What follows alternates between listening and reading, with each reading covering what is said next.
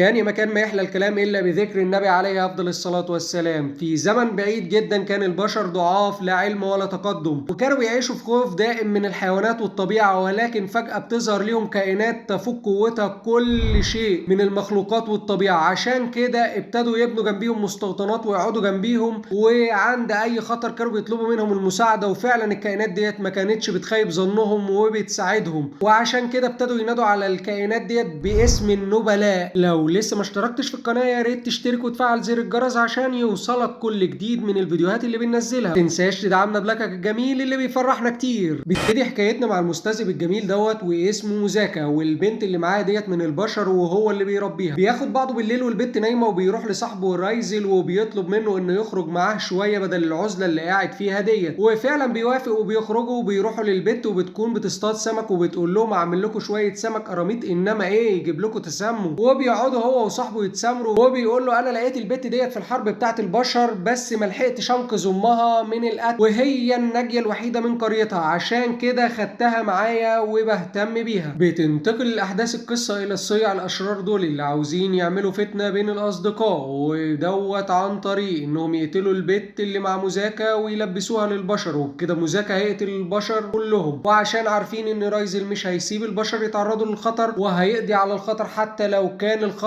ده صاحبه. وبكده قدروا انهم يخلصوا من موزاكا على ايد رايزل. وفعلا فرد من الذئاب ومعاه مجموعه من البشر قدر انه يوصل للبت وموزاكا مش موجود، وبيهجم عليها والبت بتدافع عن نفسها وقدرت فعلا تقتل مجموعه البشر. لكن الذئب قتلها وهي بتهرب بالحصان بسهم في قلبها. وبيوصل موزاكا لمكانها وبيلاقيها داخله عليه وهي راكبه الحصان، لكن بيتفاجئ انها ماتت. في نفس اللحظه وصل رايزل وموزاكا بيفقد اعصابه وبيقول له انا هقضي على البشر كلهم اللي قضوا على الشيء الجميل اللي في حياتي. رايزل بيحاول يوقفه لكن بيقول له مستحيل اسيب حد من البشر عايش، دول قتلوا بنتي. رايزل بيحاول يمنعه لكن موزاكا خلاص مش شايف قدامه وبيهجم على رايزل، والاخير بيمنعه بالقوه. وبيقدر رايزل يثبت موزاكا، لكن موزاكا بيستخدم كل قوته وبيقدر يفك نفسه من سجن الدم اللي بيعمله عليه رايزل، وبيهجم عليه في محاوله من رايزل انه يصد هجومه ويرجعه لرشده. لكن تيقن ان موزاكا خلاص فقد السيطرة على نفسه من كتر الغضب وبيقرر يقضي عليه. وفعلا بيستخدم قوة مهولة جدا ولا كأنها قنبلة رعبت كل فرد موجود على الأرض، وعلى أثرها مات موزاكا. لكن رايزل اتجرح من هجوم موزاكا الأخير وكمان استخدم كل قوته، وده كله خلاه يدخل في حالة سبات عميق. بتنتقل بينا الأحداث بعد 820 سنة. بيلاقي مجموعة من الصيادين تابوت رايزل وبيطلعوه، لكن في فرد من منظمة مجهولة قتل الصيادين وبيبلغ المنظمة انه مش قادر يفتح التابوت. وبيخرجوا في لحظة خروجه القمر بيجي على التابوت وبيفوق رايزل من سباته وبيخرج ويتحرك لمكان الخادم بتاعه فرانكتشاين، واللي بيكون بقى مدير مدرسة. واول ما بيحس بيه فرانكتشاين بيتحرك ناحيته ويظهر ولاءه ليه، وبيدخله وبيعمل له شاي وبيعرف رايزل ان سباته طال 820 سنة، وكمان ده مش مكان اقامة فرانكتشاين، دي مدرسة. وبيعرفه يعني ايه مدرسة، وبيقرر انه يضمه ليهم عشان يقدر يعاصر التقدم. وفعلا بيدخل الفصل والمدرس بيعرفه على زمايله، بيطلب من تشرو بما انه يعرفه انه يهتم بيه ويقعدوا جنبه في وسط سخط من كل البنات اللي في الفصل على تشرو. في نفس الوقت بيوصل اتنين من افراد المنظمة لمكان التابوت وبيلاقوه فاضي، وبيطلع واحد منهم مصاص دماء وبيحول الراجل لوحش وبيعرف كل ذكرياته وهو بيمص دمه. نرجع لرايزل وتشرو وهم مروحين، بيلاقي تشرو وحش بيهجم على زميلته وبيجري عليها وبيضربه وبياخدها وبيهربوا، وبيعرفوا ان رايزل قاعد مع المدير والبت بتناديه باسم رايا. نرجع لافراد المنظمه اللي بيقابلوا حد اعلى منهم في المنظمه وبيحذرهم، وبنعرف ان ابو بيشلى في وشه دوت اسمه ام 21 والضخم ام 24، وبياخد منهم المسخ ويحذروهم ان المنظمه مش هتسيبهم لو عملوا اي خطأ تاني. الشرطه بتكتشف مكان الضحايا وبيتم الاعلان انه لسه ممسكوش الفاعل. البنت بتخاف وبتقول اكيد نفس الوحش بتاع امبارح،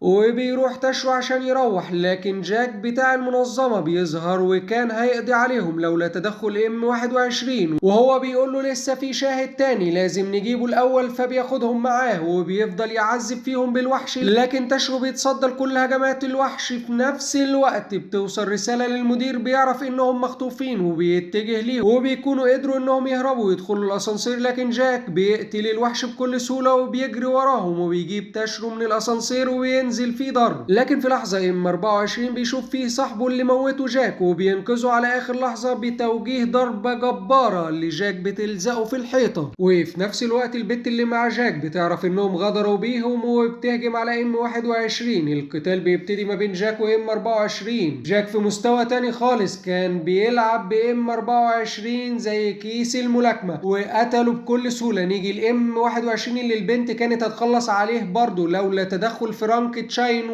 ورايا بيطلب من فرانكشاين يخلص عليها، وبيطلب من ام 21 انه يدله على طريق الاولاد، وفعلا بينزلوا وبيهجم على طول ام 21 على جاك اللي قتل صاحبه. لكن نفس الوضع كان بالنسبه له عامل زي كيس الرز، فبيتحرك في اتجاه رايا وبيقول له انت جاي تشوف صحابك وهم بيموتوا، انا هموتك انت الاول، انت خايف تبص في عيني، انت جبان ولا ايه؟ في اللحظه دي كان رايا بيدي الامر لفرانكشاين انه يستخدم قوته اللي كان منعه من استخدامها، وبيقول لجاك اركع. وفعلا جاك بيركع غصب عنه وبيقول له هنا مكانك اللي المفروض ابص عليك فيه. جاك بيحاول يقاوم لكن مش بيقدر، وام 24 في حاله صدمه وبيقول هو ده اللي كنت بدور عليه، النوبلس. وبيتحول جاك لوحش وبيطلع له حاجات غريبه في اماكن، استغفر الله العظيم. المهم بيحاول يهجم على رايا تاني بكل قوته، لكن رايا بيحطه في مكانه المناسب. وفي نفس اللحظه كان مخلي اصحابه يغموا عليهم، وبصباع واحد قدر انه يفرتك جاك باستخدام حقل الدم. وبيظهر وراه فرانكشاين وهو بيقول له انا نفذت اوامرك يا مولاي. بتنتقل الاحداث لجزيره تحسو فيها افراد المنظمه تدميرا وخرابا للوصول الى احد العلماء، وبيكونوا 4 افراد والزعيم اسمهم القرش والمطرقه وتاو وتاكو. والزعيم بيقول لهم هنسيب الباقي للمنظمه وهنروح للمهمه التانيه في اليابان. نرجع بقى لتاشرو واصحابه اللي بيروحوا المدرسه كالعاده، لكن بيلاقوا ام 21 بيبقى الحارس بتاع المدرسه، وبيبقوا مش فاكرين حاجه خالص من اللي حصلت ولا بيعرفوا ام 21. وبنعرف ان تم مسح ذاكرتهم. بيدخلوا الفصل وكلهم بيكتبوا على الجبس بتاع تاشرو، حتى رايا كمان، وبيستخدم تاشرو الموبايل لتصوير الدرس، وبيطلب من رايا الانضمام ليهم، وكمان هيتدربوا على العاب الفيديو. وبيروحوا بيروح رايا لفرانكشاين وبيقول له العالم تطور جدا وان الاولاد قالوا انه في حاجه ناقصاه، ولو امتلك الشيء دوت هيبقى زيهم.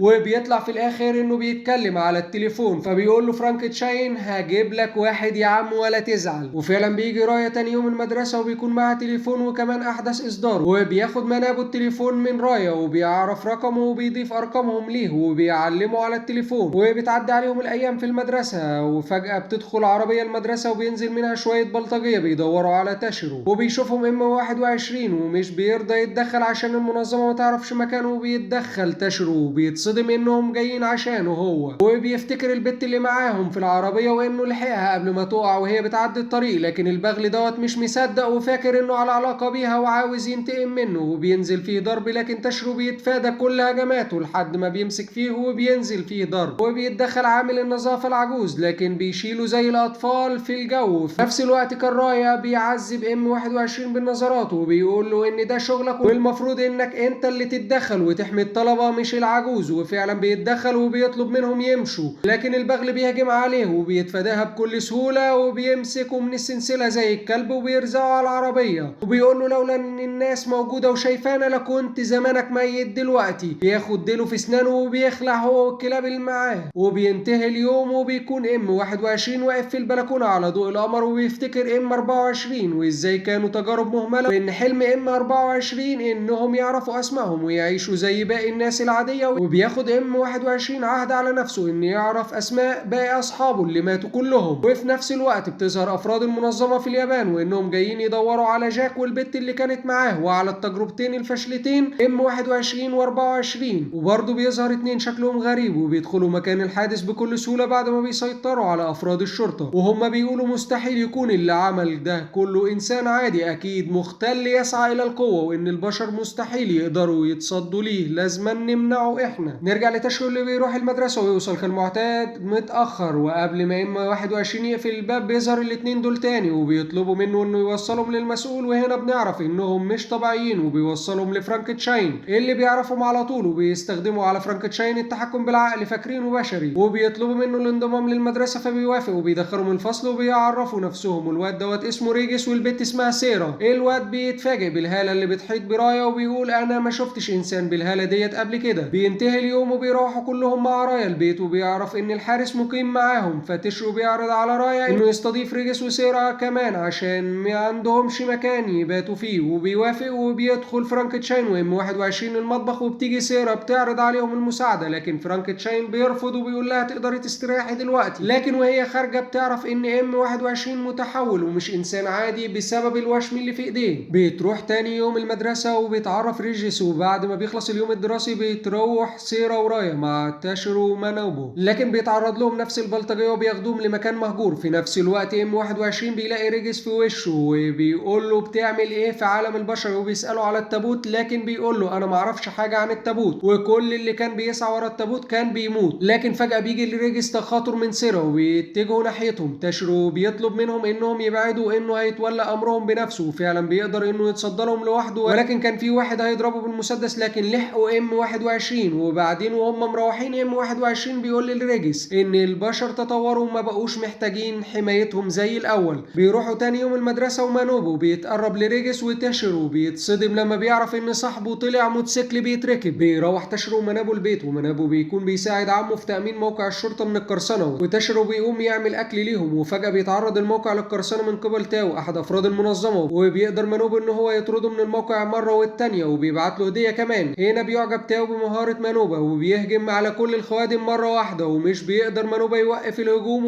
وبيقول مستحيل يكون شخص واحد اللي بيعمل ده كله. بيجي تاشيرو بالاكل وبيشد السلك وهو مش واخد باله وبينقذ مانوبا من الهجوم، وبيتصل مانوبا بعمه وبيعرفه ان كان في هجوم على الموقع. وهنا بتكون الصدمه كمان لتاشيرو لما بيعرف ان مانوبا بيكلم ولد وكمان باعت له هديه. هنا بيتاكد ان صاحبه موتوسيكل. يا جماعه نروح لافراد المنظمه اللي بتكون قدرت تعرف مكان ام 21 وانه لسه عايش وقريب منهم كمان. الزعيم بيأمر على طول القرش والمطرقه ان هم يروحوا يقبضوا على ام 21، وفعلا بيوصلوا له وهو مروح وبيطلب القرش منه انه يجي معاهم لكن بيرفض. وبنعرف ان الفرقه ديت اسمها اي دي 5 فرقه القوات الخاصه للمنظمه. بيهجم ام 21 على القرش لكن في فرق قوه ما بينهم ملحوظ، ومش بيقدر يعمل اي حاجه غير ان القرش بيقطعه حرفيا. وبيظهر ريجيس وسيرا وبيرفض انه يروح معاهم، لكن بيتدخل زعيم الاي دي 5 وبيقول للقرش انا قلت لك اقبضوا عليه مش موتوه. وبيحاول ريجيس يمنعهم لكن ام 21 بيروح معاهم وبيفضلوا يعذبوا فيه وفاكرينه في مهمه خاصه وانه ما خانش المنظمه. وبيسالوا على التابوت وايه اللي حصل لجاك والبت اللي معاه، لكن بيرفض يجاوب في الاول، لكن بعد كده بيقول لهم انا ممكن اتعاون معاكم لكن بشرط. الزعيم بيوافق على الشرط وبيطلب ام 21 معلومات عن اصدقائه اللي ماتوا، لكن بيقول له الزعيم انا ما عنديش اي معلومات عنهم. لكن ام 21 بيطلب من تاو انه يخترق خوادم المنظمه ويجيب معلومات عن اصدقائه. نرجع لتاشو وسيرا اللي كانوا بيتسوقوا وبيسمعوا واحد بيتثبت في الخرابه، وبيتدخل تاشو وبيدافع عنه، وبيطلع واحد من المنظمه وبيشكرهم جدا وبيتعرفوا على بعض وبيمشوا ويسيبوه. في نفس الوقت كان مانابو كان بيقابل تاو وكمان قرر انه هيناديه باسم اخي من هنا ورايح. بيرجع الاتنين الوكر وبيقابلوا القرش نازل تعذيب في ام 21 فبيمنعوا تاكو، لكن بيكون ردة فعله انت انسان ضعيف زيه، انت عارف كل الناس اللي انت ما قتلتهاش انا قتلتها، وكمان ممكن تكون المنظمه قتلت اختك. بيغضب تاكو جدا وكان هيضربه لولا تدخل تاو، وبيخرج القرش والمطرقه وبيتجهوا ناحيه المدرسه وبيعرفوا يوصلوا لريجيس اللي كان معاه تاشيرو ومانابو. لكن ريجيس بياخد باله وبيروح لهم هو وبيهجم القرش على ريجيس، لكن بيتصدى للهجوم بكل سهوله وبيحاول القرش تاني لكن بيلاقي جسمه مش بيتحرك، وبيضربوا ريجيس مره والتانيه وكان هيقضي عليه لولا تدخل المطرقه بمتفجرات. وادى كمان القرش منشطات خلته قوي جدا وما بقاش التحكم بتاع ريجيس بيأثر فيه، وبيهجم على ريجيس وبيصدها وبيتعصب ريجيس وبيستخدم قوته اخيرا ويبان فرق القوه ما بينهم. لكن في لحظه بيلغي ريجيس قوته عشان المطرقه كان جاب تاشيرو ومانابو ومغمى عليهم وبيهددوا انه لو ما تعاونش معاهم هيأذيهم. يا ترى ايه اللي هيحصل؟ هل ريجيس هيقدر ينقذهم لوحده ولا هيتطلب الموضوع تدخل فرانكنشتاين ورايا؟ كل ده واكتر هنعرفه في الحلقه اللي جايه من حكايه النوبلس. يا ريت لو لسه ما اشتركتش في القناه تشترك وتفعل زر الجرس عشان يوصلك كل جديد، وما تنساناش بلايكك الجميل اللي بيفرحنا كتير، وإياك تنسى الصلاه على الحبيب.